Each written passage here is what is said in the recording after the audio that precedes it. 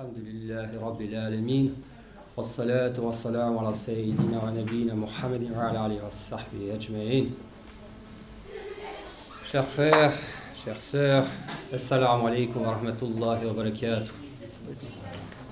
Au nom de la Shura et en mon nom, je vous souhaite la bienvenue et je vous remercie d'avoir choisi 32 derniers sols comme un endroit où vous allez passer quelques moments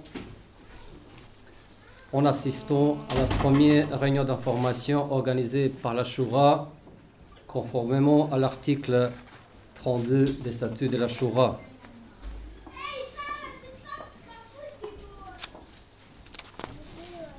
Le fait d'être représentant des musulmans est sans aucun doute depuis toujours un grand honneur,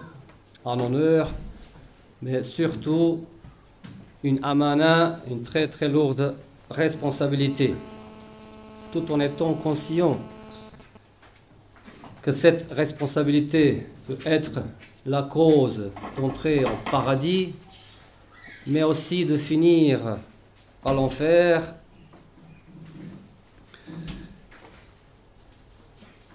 J'ai commencé ce rapport d'activité de la Shura pour l'année écoulée en constatant que l'homme, l'être humain, est faible et limité, comme d'ailleurs l'est décrit par son Créateur. Mais ces limites et ces faiblesses ne pourront en aucun cas justifier éventuel manque d'engagement et la volonté de faire son mieux, surtout quand il s'agit des gens qui ont eu la confiance et les mandats des autres de les représenter. Dire que la Shura, l'organe représentatif de la communauté musulmane du Grand-Duché de Luxembourg, que j'ai l'honneur de présider, a terminé les premières années de son mandat sans faute et qu'il n'a pas pu faire plus ce qu'il a fait, serait injuste, même irresponsable, car il est toujours possible de faire plus, de faire mieux. Mais il serait également incorrect de ma part de ne pas mettre en évidence l'engagement, le sacrifice et surtout la détermination de la plupart des membres de la Shura de représenter la communauté musulmane de la meilleure façon possible. Je rappelle que la Shura a été créée en 2003 comme fédération des mosquées déjà existantes, où les mosquées parties composantes de la Shura ont directement délégué leurs représentants au sein de la Shura avec la possibilité de la révoquer avec une simple décision de leur comité qui s'est souvent passé et ce qui a fortement perturber la stabilité et l'efficacité de la Shura. Cette instabilité et la dépendance de la Shura par rapport aux associations a servi comme argument au ministre des cultes, M. Bilchen, de ne pas conclure la convention entre l'État et la communauté musulmane. La Shura, confédération des mosquées, a existé jusqu'à 3 juillet 2011. La date de 3 juillet 2011 est une date historique pour la communauté musulmane, mais surtout pour notre pays, pour les Grands-Duchés de Luxembourg. En cette date, la Shura a organisé pour la première fois des élections libres et démocratiques, réglementées par ses statuts et règlements électoraux dont elles dotaient auparavant. Cette fois-ci, ce sont les musulmans qui ont élu leurs représentants, les actuels membres de la Shura, en leur confiant la représentativité de la communauté musulmane. La légitimité de la Shura comme seul et unique interlocuteur des musulmans avec l'État était renforcée et qui a été officiellement reconnue par les ministres des cultes dans ces lettres envoyées au président de la Chambre des députés, ainsi qu'aux plusieurs ministères auxquels il a adressé les copies de cette lettre à la Shura. Je demande, frère Soufiane, de vous lire un extrait de cette lettre. Par ailleurs, l'argumentation concernant l'absence de représentation unique de la communauté musulmane pour justifier le non-aboutissement à ce jour des négociations pour une convention réglant les relations entre l'État et cette communauté n'est à ce stade plus pertinente. En effet, le 3 juillet 2011, les musulmans du Luxembourg ont élu une Shura, assemblée de la communauté musulmane du Grand-Duché de Luxembourg. C'est l'instance représentative des musulmans au Luxembourg. Je me félicite de ce que la communauté musulmane ait réussi, après des années de discussions internes infructueuses, à se doter d'une telle instance. En considérant par conséquent que la Shura est l'interlocuteur officiel du gouvernement pour la communauté musulmane, j'ai reçu en date du 8 décembre 2011 une délégation de sa part pour une reprise des discussions sur les relations futures entre la communauté musulmane et l'État. La Shura a rappelé la nécessité d'aboutir à une convention avec l'État en thématisant le principe de l'égalité de traitement entre communautés religieuses qui vient d'ailleurs d'être rappelé par le Conseil de l'Europe. Par ailleurs, il a été rendu attentif aux effets positifs d'une présence et une activité structurante au sein de la communauté musulmane au Luxembourg. En ce sens, je considère qu'il serait important que tous les acteurs en la matière agissent à l'avenir par le biais de la Shura. Veuillez agréer, Monsieur le Président, l'expression de mes sentiments très distingués. Je remercie frère Soufiane. J'estime important de souligner que la Shura, par principe, regroupe tous les musulmans du Grand-Duché de Luxembourg, ce qui ne veut pas dire que toutes les associations dites islamiques créées en Grand-Duché de Luxembourg sont et seront reconnues par la Shura, ce qui est précisé dans l'article 77 des statuts. Seules les associations qui répondent entièrement aux critères prévus par l'article 75 du statut pourront adhérer à la Shura. Lors de la réunion constitutive le 8 juillet 2011, la Shura a fixé pour son mandat deux buts principaux. D'abord, mieux organiser et structurer la communauté en mettant l'accent sur le renforcement et amélioration des liens entre les mosquées et le renforcement des relations fraternelles entre les musulmans en général. Ensuite, aboutir au conventionnement avec l'État permettant à la communauté musulmane de Luxembourg d'être traitée sur le même pied d'égalité par rapport aux autres cultes pays garantis par la Constitution. Étant donné que je suis membre fondateur de la Shura et que je suis membre sans interruption depuis sa création, je tiens à exprimer ma vraie satisfaction concernant la solidarité et l'ambiance fraternelle qui a régné pendant toute cette année au sein de la Shura. Ma satisfaction, elle est encore plus grande, d'autant plus je peux constater que l'intérêt de la communauté et de l'intérêt de notre pays ont été dominants dans les pensées, dans les esprits et surtout dans les actes concrets de tous. Pour cela, et encore beaucoup de choses, je remercie à mes frères, à mes collègues de la Shura. Je remercie toutes les associations, leurs comités, leurs imams, ainsi que tous et à toutes qui ont aidé et soutenu la Shura en vous invitant à s'investir dans le futur encore plus, car on réussira seulement si chacun de nous contribue dans les limites de ce possible.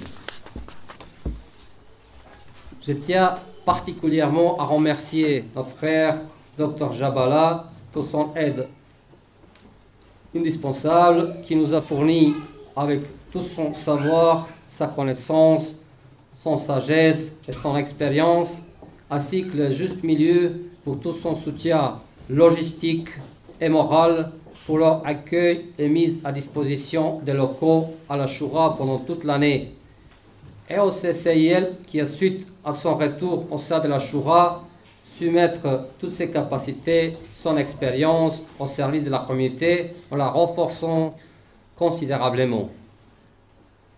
En sachant qu'on vit dans un pays démocratique et que la Shura était élue démocratiquement, on ne vit pas avec l'illusion de pouvoir satisfaire tout le monde. Nous sommes toujours prêts de recevoir des critiques constructives et les propositions tout en assumant notre responsabilité afin d'améliorer notre travail.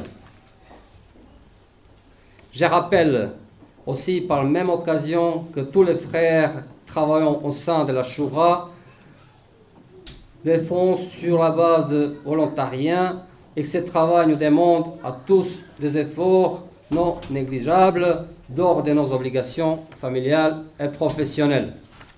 J'aimerais que chacun de nous retienne que la Shura est le miroir de la communauté, alors ne permettons pas la poussière de s'installer par-dessus.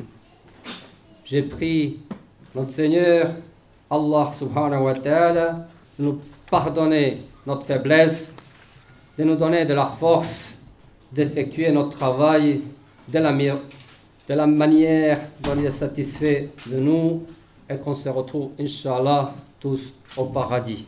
Amen.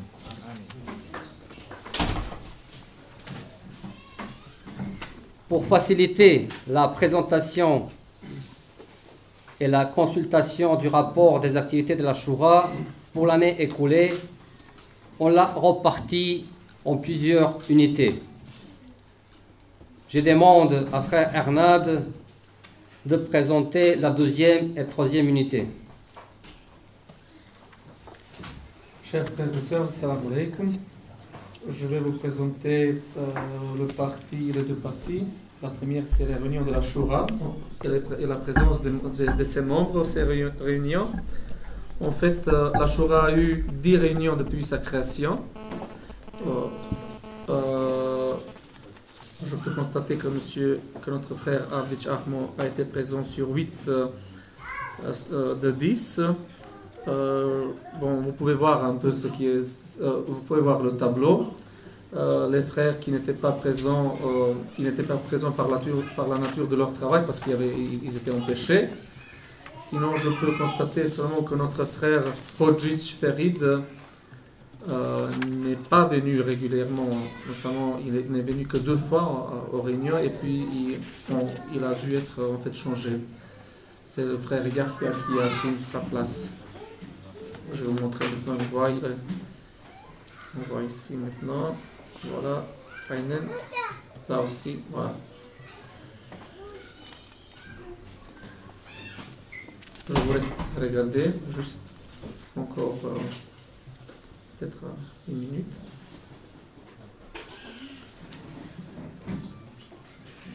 Voilà, ici ne sont pas comptées les heures que le comité exécutif a fait pour préparer les réunions de la Shura.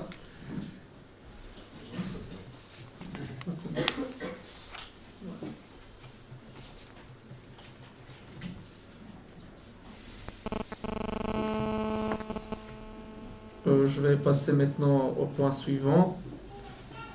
C'est la correspondance en fait que la Shura a eue. Je vous laisse aussi lire, je vais le lire aussi. En courrier reçu et envoyé. Le 7 juillet 2011, la Shura a reçu la lettre du CCIN où il explique leur décision de ne pas participer aux élections de la Shura. Le 13 juillet 2011, la Shura a reçu la lettre de félicitations pour les élections et la constitution de la Shura du vice-président du Conseil israélite, M. Julien Joseph. Le 18 juillet 2011, la Shura a envoyé une lettre au ministre des Cultes, M. François Birchen, en demandant une entrevue avec le concernant le conventionnement. Le 1er août 2011, la Choura a envoyé une lettre au président du CCIN, Velid Yusufovic, en réponse à son texte publié le 15 juillet 2011 sur Bosnia-Cinet.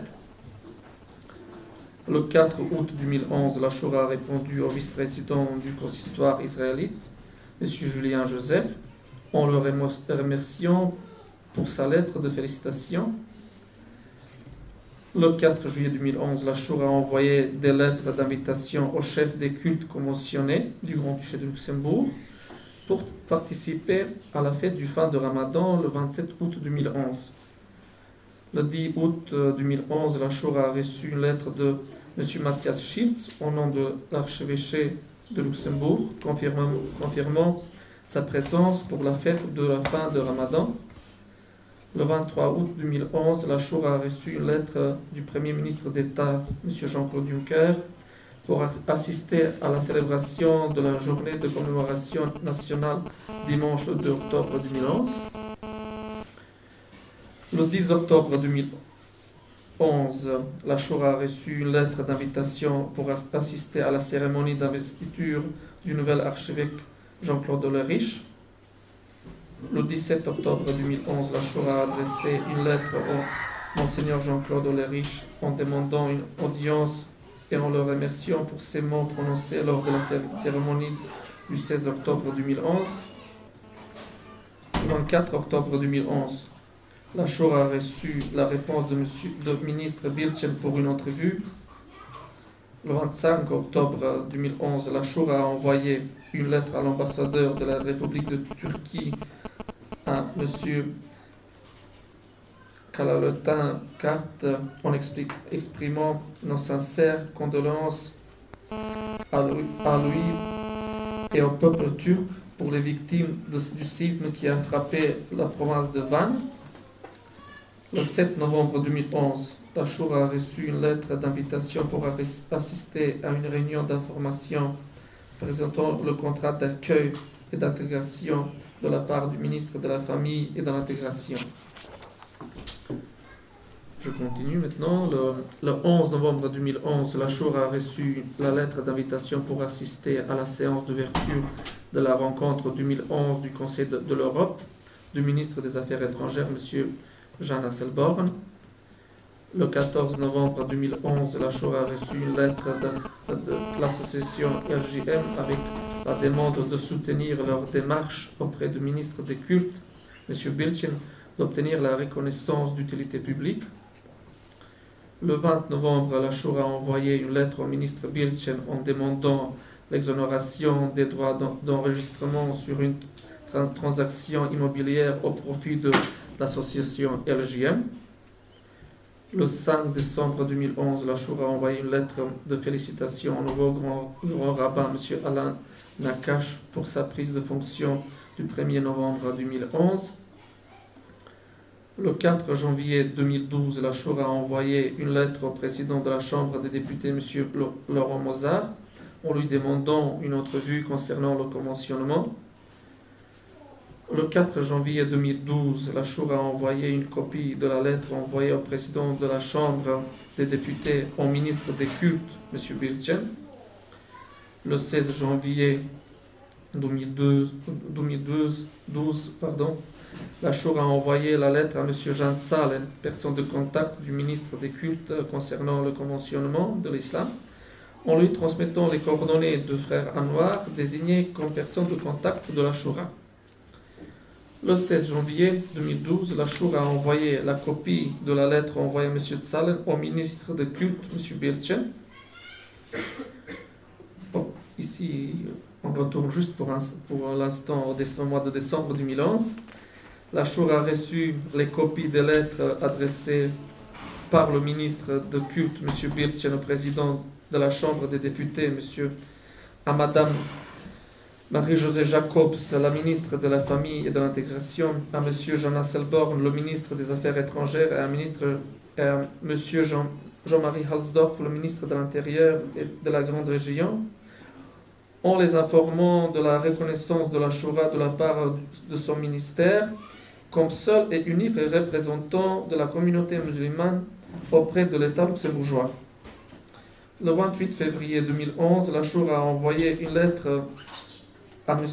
Jean-Marie Halsdorf et le ministre de l'Intérieur et de la Grande Région en lui demandant une entrevue concernant les cimetières pour les musulmans. Le 28 février, la Shura a envoyé la copie de la lettre envoyée au ministre Jean-Marie Halsdorf au ministre des Cultes, M. Bilchen. Le 23 mars 2012, la Shura a envoyé une lettre à Mme Marie-Josée Jacobs, le ministre de la Famille et de l'Intégration, en l'informant que la Shura est le seul représentant légitime de la communauté musulmane et en lui transmettant les données de frères Bourkan et Moubarak comme personne de contact avec le ministère en cas de besoin. Le 9 avril 2012, la Shura a reçu une demande d'adhésion au sein de la Shura du CCIL, département régional Wiltz. Le 16 avril 2012, la Shura a envoyé la lettre au président des mosquées, association, en mettant comme objet cotisation Shura, solde contribution élection, document statutaire, coordination des imams, fête de la fin d'année scolaire avec toutes les associations. Le 16 avril 2012, la Shura a envoyé les lettres au président des groupes et sensibilités politiques parlementaires en demandant une entrevue concernant leur conventionnement. Le 8 mai, la Shura a envoyé une lettre au frère Hodges Ferid en l'informant de son exclusion comme membre de la Shura suite à ses nombreuses absences aux réunions de la Shura et conformément aux articles 19 des statuts de la Shura. Le 9 mai, la Shura a reçu la réponse du ministre Halsdorf qui a accordé une entrevue à la Shura en date du 24 mai 2012. Le 29 mai 2012, la Shura a envoyé une lettre au CCIL, département régional Wiltz, en lui répondant sur la demande d'adhésion au sein de la Shura. Le 10 juin 2012, la Shura a envoyé une lettre au ministre Bilchen en demandant une entrevue pour clarifier la situation des musulmans du Grand-Duché de Luxembourg. Voilà, je vais juste ici, parce que ça j'ai oublié tout à l'heure de faire. Je vous laisse peut-être lire. Je vais juste faire un peu attention pour que après. Voilà. Je continue. Tu veux dire quelque chose? Je remercie frère Arnaud. Je vais passer la parole à frère Soufiane pour les deux unités, pour les 4e et 5e unités. Mais je vous rappelle que les rapports des activités de la Shura vont être disponibles sur notre site Inch'Allah bientôt. Comme ça, tout ce que vous avez pu voir maintenant, vous aurez l'occasion également de voir sur notre site. Assalamu alaikum, chers frères et sœurs. Bismillahirrahmanirrahim. Donc, je vais essayer, Inch'Allah, de faire un résumé sur les rencontres, les manifestations et donc les différents événements auxquels nous avons pu participer en tant que Shura depuis les élections. Donc, le 3 juillet 2011, donc, comme vous le savez, donc, il y a les élections qui ont été organisées donc, par la Shura. Suite à ces élections, il y a eu la publication dans plusieurs articles, les quotidiens luxembourgeois, et notamment des représentants de la Shura ont participé à plusieurs interviews donc, suite aux élections. Le 23 août 2011, donc, nous avons organisé un iftar à l'association turquoise à Luxembourg-Merle. Le 27 août 2011, donc, à l'occasion de la fin du Ramadan, la Shura a donc invité à organiser un iftar pour l'ensemble des représentants des autres cultes. Notamment pour le culte israélite, étaient présents M. Moïse et Mme Karas, et donc pour le culte catholique, Monseigneur Matthias Schild. Nous avons aussi organisé 2 conférences donc, dans les locaux du LGM, donc avec le docteur Ahmed Jabala et donc le docteur Yacoub Mahi sur le thème Une humanité, un dialogue et une paix. Le 27 septembre 2011, la Shura reprend sa participation aux réunions de l'Agir, donc dans le cadre du dialogue interreligieux, jusqu'à là assuré par le CCL de Mamers. Le 10 octobre 2011, l'imam Halil participe à une table ronde sur la peine de mort. Le 16 octobre 2011, la Shura participe à la cérémonie d'ordination de Monseigneur Ulrich, qui est le nouvel archevêque donc, du Grand-Duché du Luxembourg à la cathédrale. Le 22 octobre 2011, donc, nous avons organisé un séminaire de formation pour les dirigeants des comités directeurs des associations ici au sein du LGM. Le 9 novembre 2011, le Dr Mahi participe à une table ronde qui traite donc de la religion donc, à l'hôpital. Le 28 et le 29 novembre 2011, la Shura participe à la rencontre 2011 du Conseil de l'Europe sur la dimension religieuse du dialogue interculturel à l'invitation du ministre des Affaires étrangères. Le 13 décembre 2011, donc, nous avons pu accueillir Monseigneur Ulrich, donc l'archevêque, au sein du CCIL à Mamers, donc suite à notre invitation. Le 4 mars 2012, la Shura assiste à la cérémonie d'installation du grand rabbin M. Nakash à la synagogue de Luxembourg.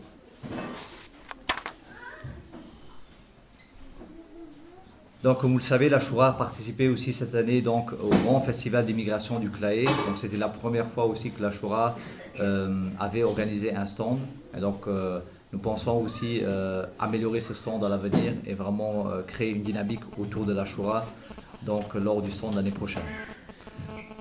Le 28 octobre 2011, donc, nous avons reçu une invitation de l'ambassade de Turquie à l'occasion de leur 80e anniversaire.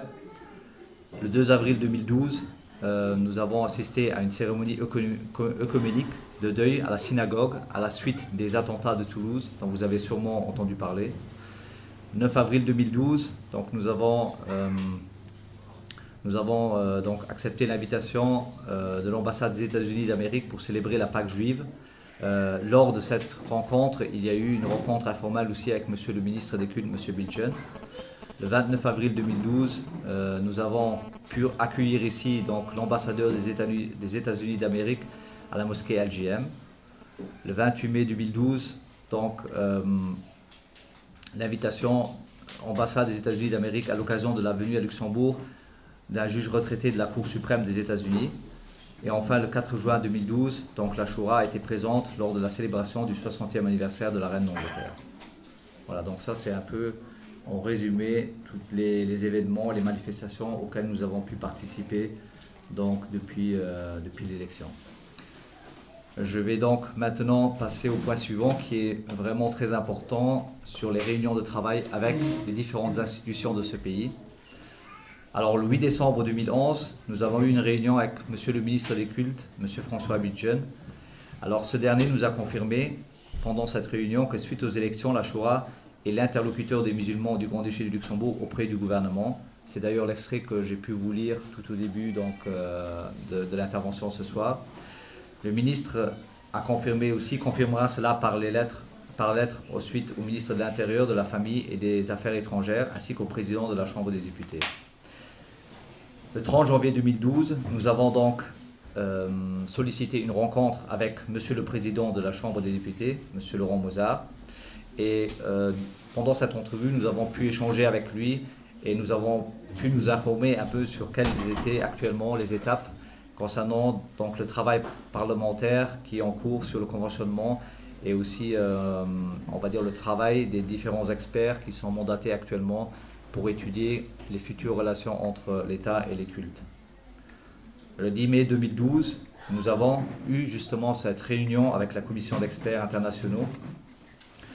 Donc, et nous avons pu échanger avec eux, donc nous avons pu avancer nos points de vue en tant que Shura, nos revendications, quelles étaient nos visions et naturellement les experts nous ont aussi questionné sur comment nous on voyait effectivement les relations entre les cultes en général et le culte musulman en particulier et l'État luxembourgeois.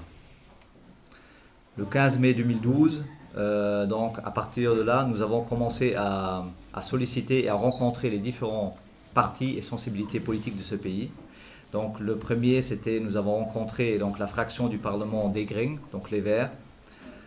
Donc, et nous avons effectivement pu échanger avec eux sur leur position par rapport au culte, sur leur position par rapport au travail qui était actuellement fait par les experts et sur comment eux voyaient effectivement, on va dire, la signature d'une convention entre l'État et le culte musulman dans un avenir proche. Le 22 mai 2012, nous avons ensuite rencontré la fraction du Parlement du parti LSAP, qui est le Parti socialiste. Ensuite, le 24 mai 2012, nous avons, comme le frère Arnaud vous l'a lu avant, nous avions sollicité une rencontre avec monsieur le ministre Jean-Marie Astorf concernant la problématique des cimetières musulmans ici au Luxembourg. Donc nous avons eu cette réunion avec monsieur le ministre. C'était une réunion assez fructueuse et collaborative. Et nous avons, au cours de cette réunion, on va dire, défini les prochaines étapes que nous, on devrait entamer en tant que Choura pour avancer dans ce dossier. Le 4 juin 2012, nous avons ensuite rencontré donc la fraction du Parlement du Parti démocrate, le Parti DP.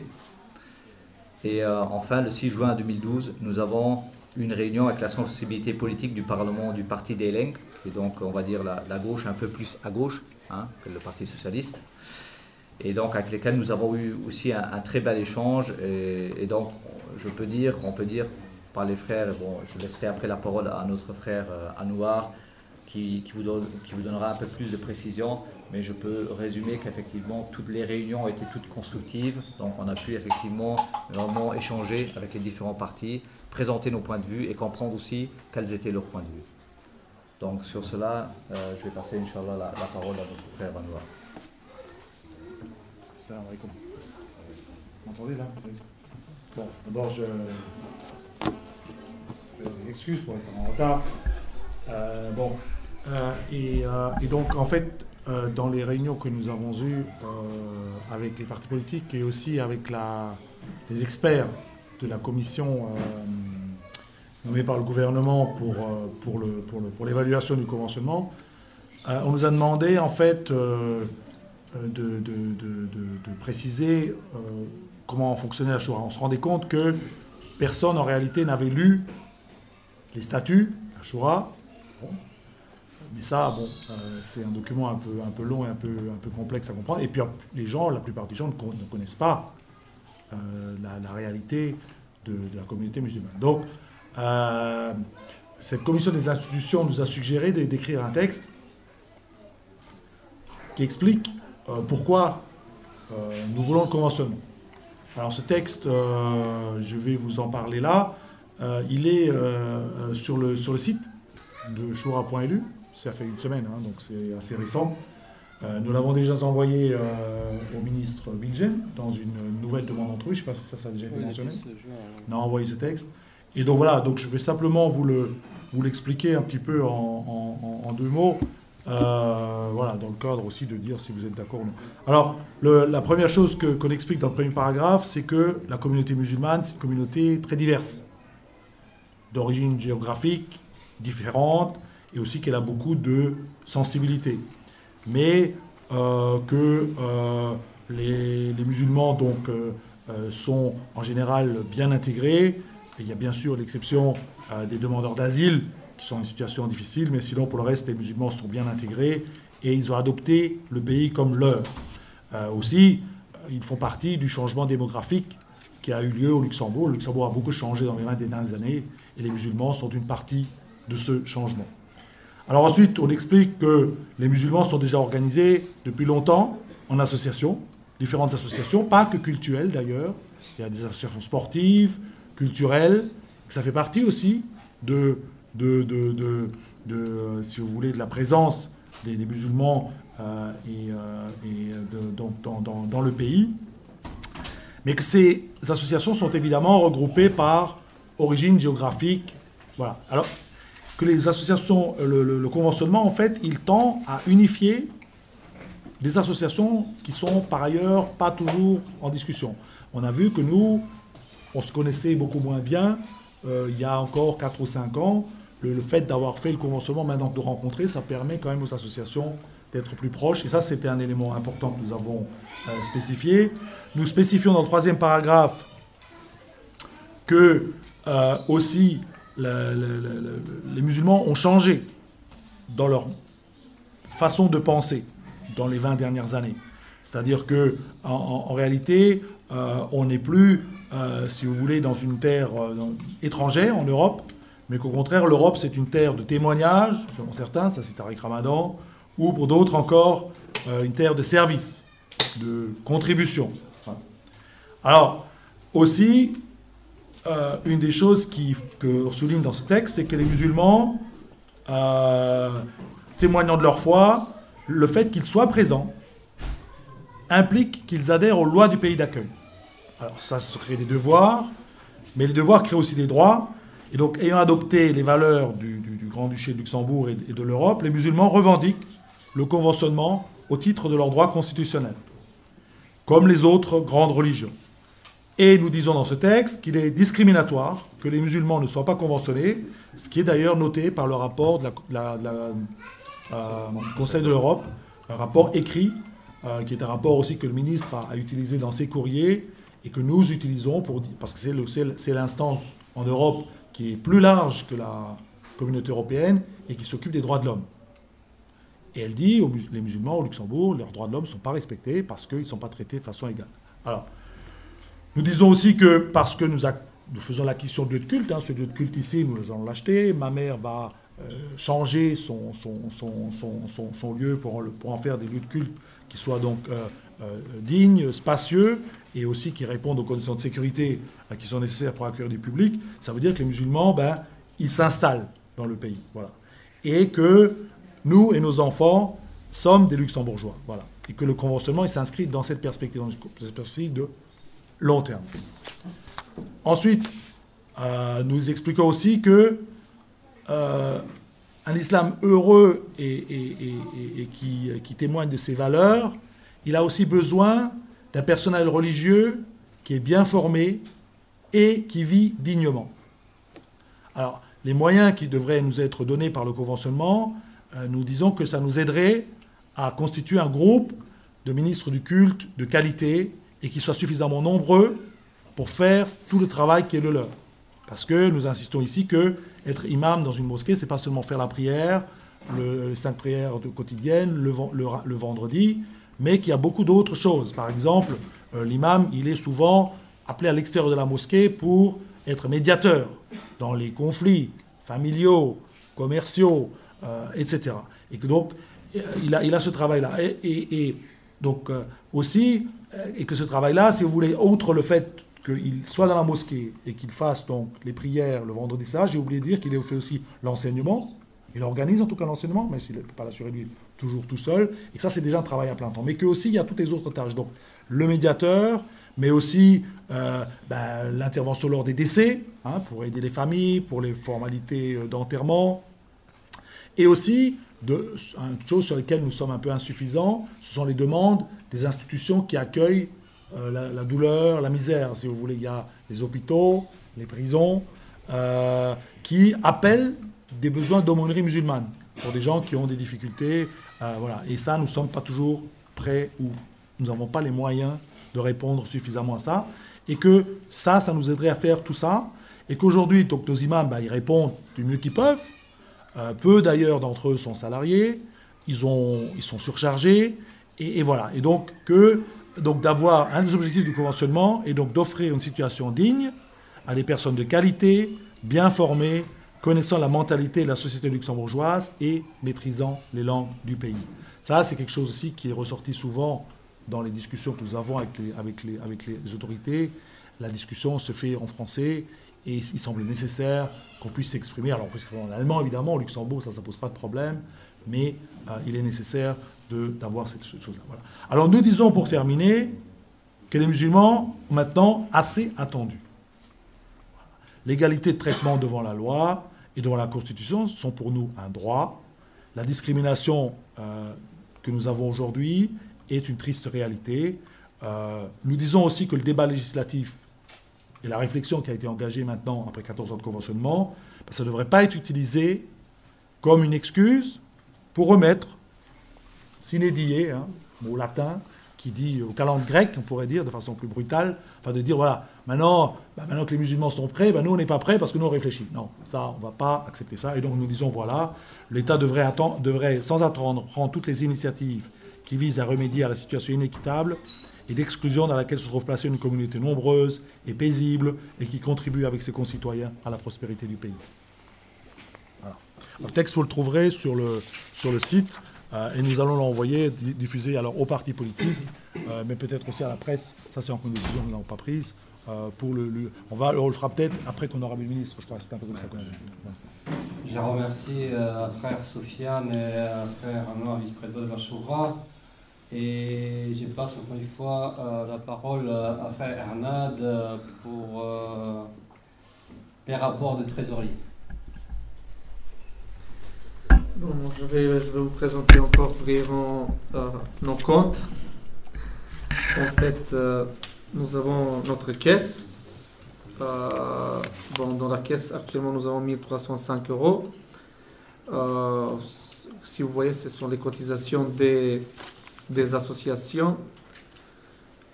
Avec cet argent, nous avons eu nos fonds dans la caisse.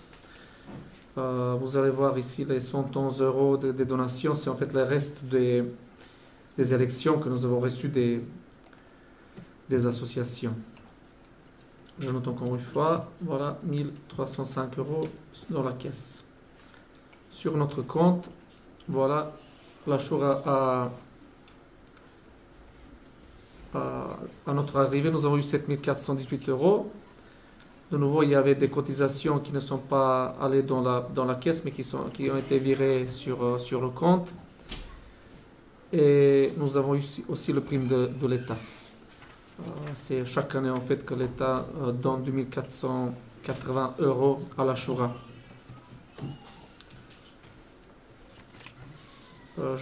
Ici, qu'est-ce qu'on a encore? Voilà, on a les cotisations pour l'année 2011. Bon, la décision que chaque association verse 50 euros à la Choura pour que la Choura puisse fonctionner a été prise au mois de août ou juillet, je ne me rappelle plus exactement, mais c'est depuis le mois d'août que les associations se sont engagées de verser 50 euros à la Choura lors de notre réunion commune que nous avons eue avec les présidents et avec les imams. Voilà. Pour l'année 2011, nous avons eu 1250 euros des cotisations et 1340 euros des cotisations pour l'instant pour l'année 2012. Bon, il y a de l'argent qui est entré dans la caisse, vous avez pu voir tout à l'heure, et de l'autre côté, il y a de l'argent qui est entré sur le compte. Je vous présente ici nos deux actions que nous avons eues lors du mois de Ramadan. Il y avait des urnes qui ont été mises dans les mosquées, et on voit que au sud à Esch, il y avait 5791 euros qui ont été récoltés. Oui, c'était en faveur de Muslim Hands. L'association de Ettelbruck, maintenant c'est Nordstadt, eux ils ont récolté 2320 euros. Le LGM 1687, CCIL 2700 et CIL 1000 euros. Je note aussi que CCIL a versé 2700 euros à Islamic Relief. Si je ne me trompe pas, c'était tout pour l'instant de ma part. Je vous remercie. Je remercie à frère Arnaud. Je vois que la concentration maintenant, elle est bonne. Bon, comme vous voyez, on a plus d'argent, on n'a pas trop dépensé. Et alhamdoulilah, c'est comme ça. Bon, ce qui concerne le rapport d'activité de la Choura, c'est un peu ça. À bientôt, Inch'Allah, vous allez avoir l'occasion de poser vos questions. Moi, je vous demande simplement si vous avez des tomates dans les poches, les simples bleus là, comme ça, on est tranquille. Et puis, je passe la parole à frère Anouar pour les plans d'activité pour cette année. Oui. Donc, pour les 12 prochains mois, avant que nous nous revoyions donc, au mois de juin l'année prochaine, donc les buts principaux seront donc de mieux organiser et structurer la communauté et d'obtenir le conventionnement de l'islam qui est notre mandat principal. Alors, dans ce cadre, donc, on a demandé un rendez-vous au ministre Bilgen dans un courrier que nous avons envoyé le 10 juin 2012 et que donc nous allons continuer à travailler en fonction de l'agenda et de l'avancement des travaux du groupe des experts qui a priori devraient rendre leur rapport pendant les vacances. Hein. Ils s'étaient prévus fin de ce mois. Probablement ils seront en retard, comme c'est assez normal dans ce type de truc. Voilà. Et puis aussi, donc, nous avons des discussions avec les autres cultes, parce qu'eux aussi sont impliqués, puisque eux aussi vont être impactés probablement par la réforme qui va avoir lieu. Alors ça, c'est pour l'externe, si vous voulez. Au plan interne, la Shura prévoit donc de rencontrer chaque association dans ses locaux.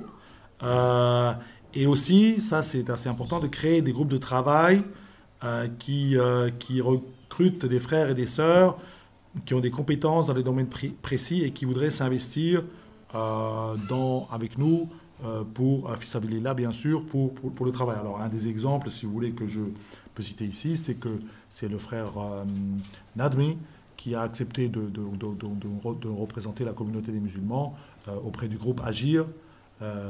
Voilà, ça c'est un exemple, si vous voulez, de quelqu'un qui fait. Parce que bon, nous, vous avez vu, ça repose sur quelques-uns, ça ressemble pas beaucoup, mais c'est beaucoup de travail en réalité, beaucoup d'heures de travail pour faire, donc, et les courriers, et les rendez-vous, et les rencontres. Donc nous avons besoin de plus d'aide pour pouvoir faire plus, parce qu'on pourrait toujours dire, mais la Shura, elle ne fait rien là, elle ne fait rien là, et vous avez raison. Alors d'abord, la Shura n'a pas vocation à remplacer les associations, ça il faut quand même bien aussi le rappeler. C'est-à-dire que l'organisation de base de la communauté musulmane, c'est l'association islamique, c'est la mosquée.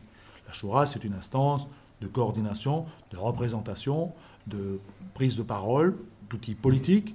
Hein. Voilà, ça c'est notre travail, c'est-à-dire d'obtenir et le conventionnement et des cimetières. Voilà, c'est un travail. Voilà, nous n'avons pas en principe vocation ni à organiser le culte directement, ni à faire du caritatif, ni à faire des choses comme ça. Ça, c'est pas notre métier. Hein, ça reste au niveau des associations de base. Et aussi, mais on a besoin quand même d'aide, si vous voulez, notamment pour organiser des manifestations collectives, sur lesquelles aujourd'hui, alors on va en parler là. Donc, les deux objectifs que nous avons, c'est donc d'avoir la rencontre annuelle des musulmans de Luxembourg, et aussi de faire la prière de Eid al-Fitr, je dirais, de Eid al-Kibir en commun. Voilà. Alors ça, c'est quelque chose que nous pensons faire via la coordination des imams, parce que c'est quand même là, ça c'est typiquement du cultuel, et là c'est quand même quelque chose qui devrait être fait, non pas par nous, qui ne sommes pas compétents en matière cultuelle, mais par les imams. Voilà. Alors voilà, donc pour même faire des choses comme ça, nous manquons de capacité organisationnelle pour organiser les manifestations, pour organiser le service d'ordre, pour organiser des choses comme ça. Là, on a besoin d'aide, et on demanderait donc que ceux qui ont envie de travailler sur des choses comme ça nous rejoignent.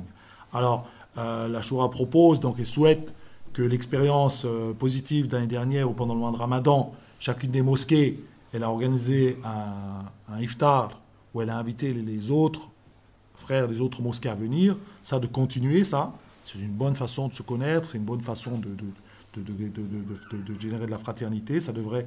Et puis qu'à la fin du Ramadan, il y a un iftar qui, celui-là, sera coordonné par la Shura, et qui devrait devenir une tradition. Alors, je ne sais pas si on invitera aussi des représentants d'autres cultes ou non. Ça reste encore à décider. Ce sera en plein mois d'août. Bon, ça, on verra encore. Voilà. Alors, nous disons aussi que la Shura, donc, qui est un organe représentatif, comme je l'ai dit, est fortement sollicité. Vous avez vu, ce n'est pas nous qui avons décidé d'aller à l'ambassade des USA ou à la synagogue. On a été invités.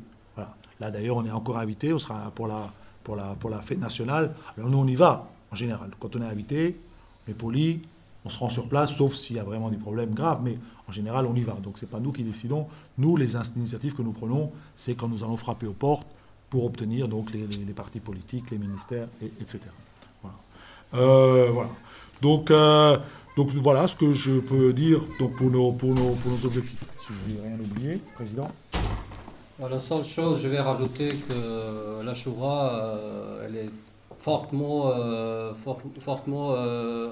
sollicité parce qu'il y a très souvent des manifestations organisées par l'État et puis différentes institutions, et que la présence des représentants officiels de la communauté musulmane est très importante. À la fin de cette rapport d'activité, je pense qu'on n'était pas trop long, il y a un peu moins qu'une heure. On a fait ça exprès pour vous donner plus de temps pour vos questions. Si vous avez quelque chose sur le cœur, il faut demander, il faut sortir avec ça, il faut poser la question. À la fois, je vais juste, avant de vous passer la parole, excuser deux frères membres de la Shura qui n'ont pas pu être aujourd'hui parmi nous. Frère Ismet Youssoufovic qui est empêché par ses obligations professionnelles et l'autre Ahmad Adic qui est empêché par ses obligations privées. La parole est à vous. S'il y a des questions, on va bien essayer de vous répondre. Bismillah.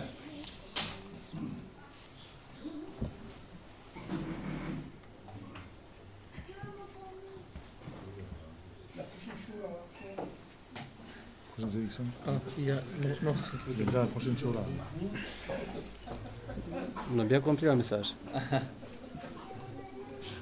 Assalamu alaikum. Wa alaykoum salam. Je remercie tous les frères pour leur effort pour la communauté, qu'Allah subhanahu wa ta'ala les récompense tous. Désolé pour le retard si j'ai été pris par le travail. Juste à propos des cimetières, où on est. Je sais que, c'est-à-dire la Shura, il paraît qu'il est en contact avec des responsables de l'État pour ce sujet. Il y en a beaucoup qui se demandent un plan.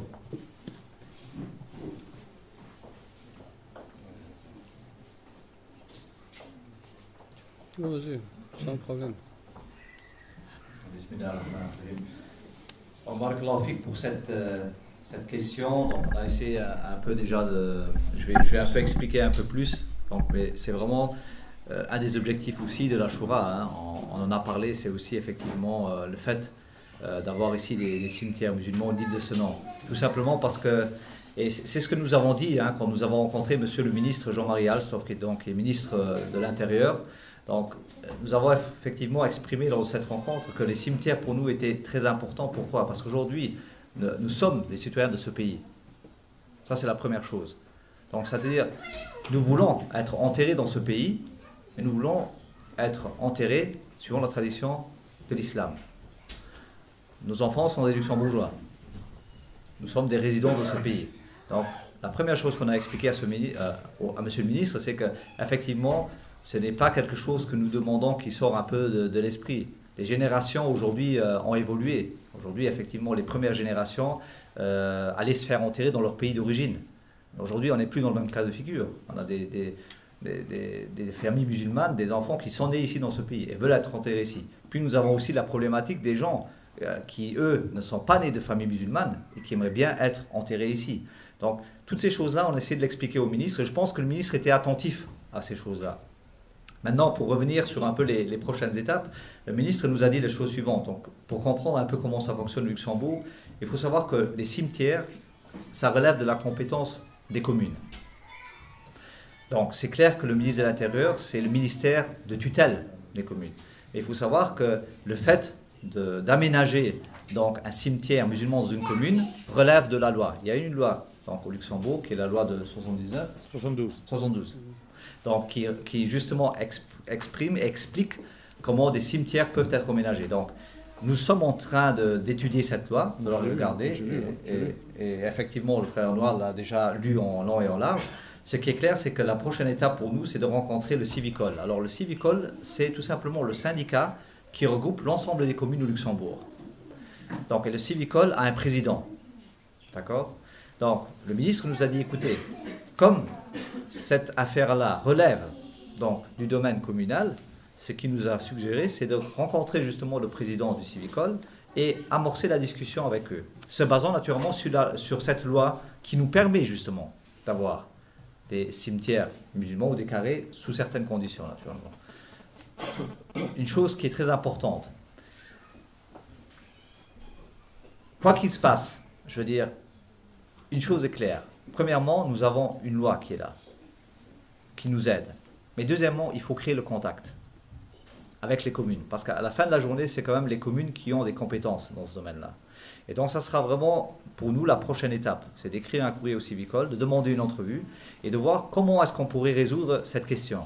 Alors, il y a toujours eu plusieurs alternatives. C'est-à-dire, est-ce qu'on va approcher chaque commune, hein, donc, et là, on est parti, je veux dire, ad vitam aeternam, parce que donc, derrière chaque commune, il y a un maire, derrière chaque maire, il y a un homme, et voilà, les gens peuvent réagir d'une autre façon. Mais l'idée, c'est d'approcher la problématique d'un point de vue régional. Par exemple, au Luxembourg, je donne un autre exemple. Au Luxembourg, par exemple, je prends cet exemple-là en ne faisant pas référence au cimetière musulman, mais c'est juste pour donner un exemple comment les communes luxembourgeoises sont organisées. Par exemple, pour le traitement des déchets, les communes au Luxembourg sont organisées régionalement en syndicats. Ça veut dire qu'il y a plusieurs communes qui sont ensemble. Par exemple, il y a le SICA, qui est le syndicat intercommunal donc pour le canton de Capellen, et qui effectivement ont décidé d'avoir une parcelle où ils disent tout le traitement des déchets ça se fera sur cette parcelle-là. On peut aller sur le même principe régional en disant que les communes, sur une base régionale, disent on va créer par exemple une parcelle musulmane pour le Nord dans cet endroit-là.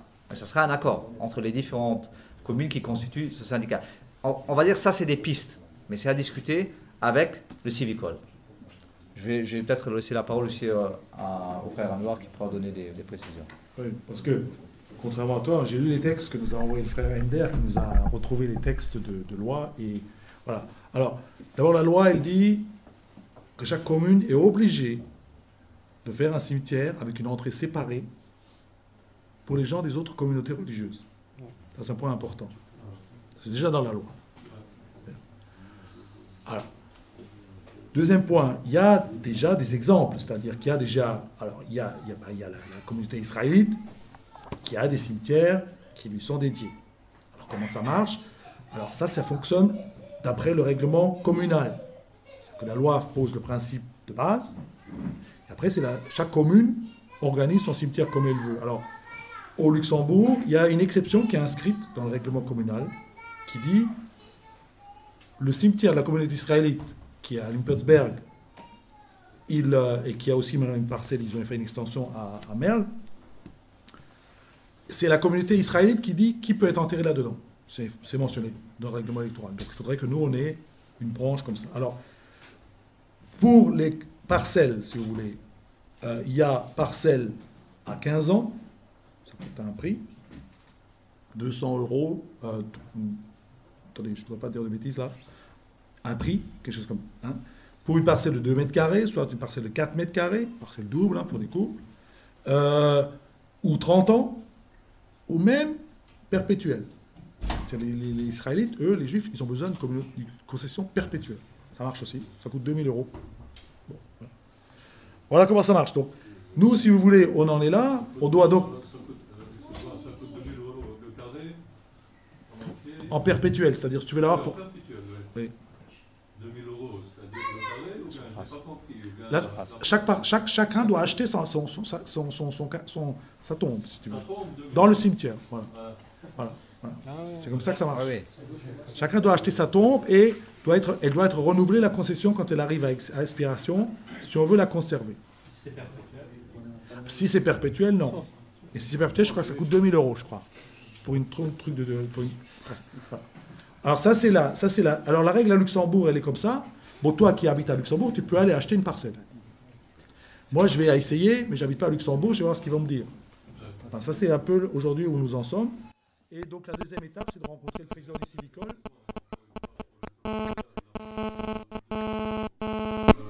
Combien sur combien 2 mètres par 1 mètre. C'est une tombe. Voilà, et 4000 € si tu veux avoir une parcelle doublée. Il y a le règlement exact. C'est pour tout le monde, ça. Isolé pour les musulmans, c'est-à-dire si c'est une tombe dans un cimetière chrétien. Non, mais à Merle, il y a une parcelle quand même pour les musulmans. Hein. Oui, je sais. Voilà. Donc ça, c'est aujourd'hui, la commune probablement va nous donner. Alors nous, est-ce qu'elle a une entrée séparée? Ça, je ne sais pas. Si j'ai pas été voir cette parcelle. Tu as été voir, toi? Qui a été voir? Mais il a une entrée séparée? Voilà. Donc eux, ils sont en règle avec la loi. Donc nous, on pourrait dire, là, c'est déjà, pour ceux de Luxembourg, c'est déjà réglé, quoi. On peut donc aller là. Voilà. Et ça, voilà. Alors, il faudra que de toute façon, on prenne contact. Donc, on a vu le ministre de l'Intérieur. Maintenant, on va aller voir le Civicol. Et probablement après, le Civicol, on va voir comment ça se passe. Il faudra aller voir les maires des grandes villes pour vérifier ce qu'il en est. Donc voilà, la possibilité existe. Voilà, nous allons continuer à regarder ce dossier. Je vais juste rajouter quelques mots. Déjà, quand on a vu le ministre Bilchen en décembre, on a dit clairement et nettement que question de cimetière, c'est très important pour les musulmans, mais la priorité, c'est le conventionnement. Il ne faudra pas mettre en avant les cimetières, parce qu'on a besoin de quelque chose pour les vivants aussi. Ça, on a dit clairement et nettement, et c'est notre stratégie. Nous, on essaiera, Inch'Allah, si c'est possible, d'obtenir, même si c'est un cimetière au niveau national, à part, si c'est possible. Sinon, deuxième solution, c'est d'avoir les carrés séparés régional, comme il l'a dit, régional. Ce qui concerne les prix, donc les frais, il a dit renseigner, c'est pour tout le monde. C'est pour Luxembourg seulement. C'est uniquement pour la Luxembourg-Ville, ça. Voilà, il a dit c'est uniquement pour la ville de Luxembourg. Mais là, de toute façon, il y a la loi s'applique pour tout le monde. Est-ce que, voilà, là, il n'y aura pas de changement. Voilà, ça c'est un peu concernant les cimetières. S'il y a encore des questions. Ça, il faut se renseigner, il faut voir est-ce que le terrasse est moins cher à Vils ou pas, mais en tout cas.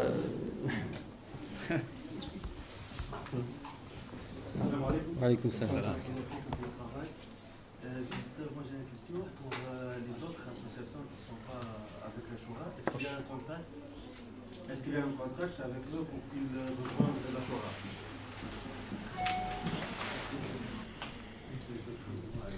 Je remercie frère pour la question. Bon, j'ai dit tout à l'heure que nous, en principe, on regroupe tous les musulmans de Grand-Duché de Luxembourg. Mais je répète, ça ne veut pas dire que toutes les associations dites islamiques créées au Luxembourg, Grand-Duché de Luxembourg, sont et seront reconnues par la Shura. Pourquoi ? Parce que la Shura s'est dotée d'un statut et puis il y a des règles précises et claires concernant de nouvelles associations. Il y a déjà une association, département régional de CCIL de Vils, qui a adressé une demande pour adhérer au sein de la Shura. Nous, on a bien répondu, on a rappelé des conditions qu'il faut avoir pour qu'ils puissent être membres de la Shura, faire la partie de la Shura.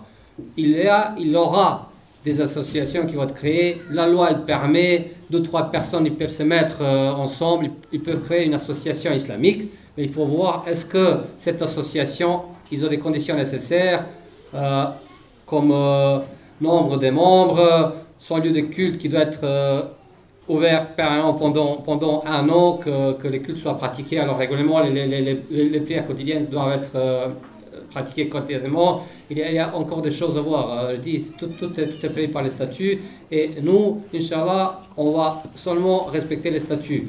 En formant cette Shura. Préciser qu'on est en discussion avec Vils. Oui, j'avais dit que les frères de Vils, ils ont fait une demande et que nous, on a répondu en leur rappelant qu'il faudra accomplir des conditions prévues par les statuts.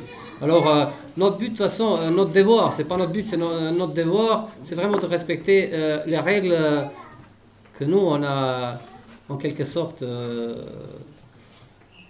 on a fait. Voilà, c'est ça concernant les autres associations. Est-ce que tu as l'intention de créer une association ?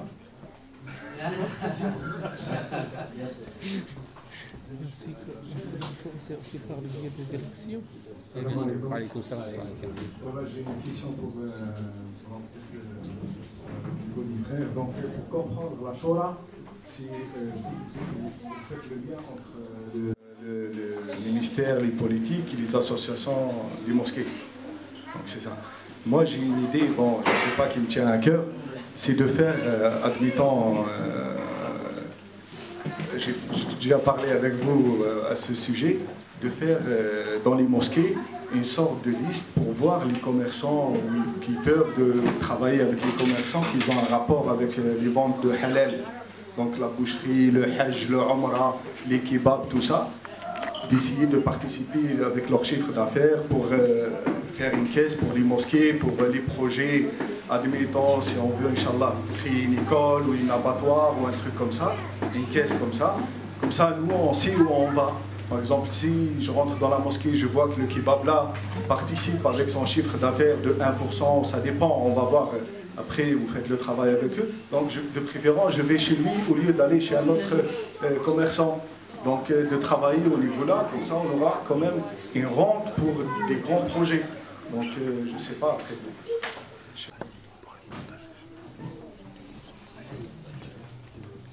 Je vais juste. J'ai remercié frère que tu proposé cela parce qu'on s'est parlé pendant la rencontre des jeunes ici en face. Malheureusement, j'ai pas encore eu le temps de parler des réunions pour mettre ça à ordre du jour. Moi, je suis bien content que tu as dit maintenant ouvertement à tout le monde ici que les membres de Shura sont présents. Et puis bon, la Shura, il peut proposer des choses. Et puis il faut voir ce qui se passera par la suite. Je dis la Shura, il peut coordonner et proposer. C'est ça, c'est nos domaines. Est-ce que quelqu'un veut rajouter quelque chose?